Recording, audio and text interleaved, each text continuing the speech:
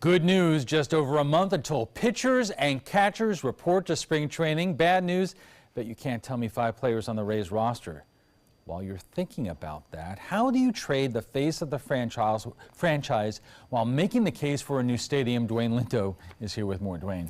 Well, Alan, I got to tell you, the organization still has a lot of work to do in terms of putting all the pieces of the puzzle in place. Many fans are asking, what's going on? Who's the new face of the franchise?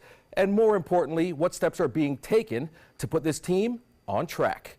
To center field off the end of the bat. Adam Jones was deep. He's not going to get it.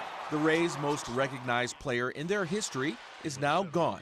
Many Rays fans imagining Evan Longoria playing his entire career in one uniform. At Ferg's, a popular sports bar sitting right next to Tropicana Field, its owner, Mark Ferguson, and fans are especially troubled. We hate to see Evan go. He's been our best player, most consistent over the years. He's just a wonderful person in the community. A lot of changes are going to take place, and a lot of fans are upset. All right, we're going to take your calls, and I want to find out. Tampa sports talk show host Rock Riley has been covering the Rays since day one. He's also in the loop on another major change the Rays organization wants to take. I've talked to Stuart Sternberg, who owns the Rays, numerous times, and he always has looked me in the eye and said, I will never move this franchise. But if he feels that he cannot get a stadium done, and there's nothing concrete. I know they made the announcement, Hillsborough County Commissioners, and they've got a plot of land over by Ybor City, but it's not concrete. Where's the money going to come from? And while many fans are furious over the trade, he says the Rays are changing the way they approach typical off seasons. I think what hurts is he was such a good guy. He was still producing, and everybody loved him, but it was a business move. But if they want to compete, they got to do it with young guys or take some guys off the scrap heap. It's worked in the past. That's their MO. He says it's not the first time the team has released valuable all-stars, especially in a division where this small market franchise is financially overmatched. The Rays are in the high payroll AL East. They can't compete money-wise or salary-wise with the Yankees and the Red Sox and the Toronto Blue Jays. HNL3.com sports executive producer and host Evan Bush agrees money was a big factor in trading 32-year-old Evan Longoria.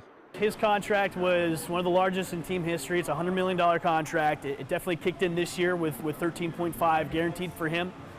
So yeah, it's definitely has to do a lot with money. And with that business move of trading away the face of the franchise, the Rays will have to look to another player to represent Tampa Bay here at the Trop. I would say it's either Kiermaier or Archer are now the face of the franchise. As far as the nucleus, KK's taken over. He's a phenomenal player. He'll be the face of the team for the next 3 to 5 years before he's traded.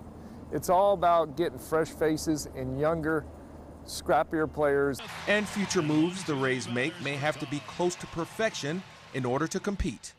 Guys that hit big bombs, flies, home runs, they cost a lot of money.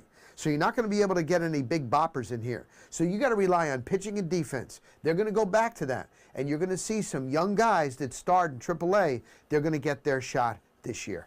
Even though the Rays looking to make the roster more affordable, Ferguson is looking at it from a perspective of a glass half full.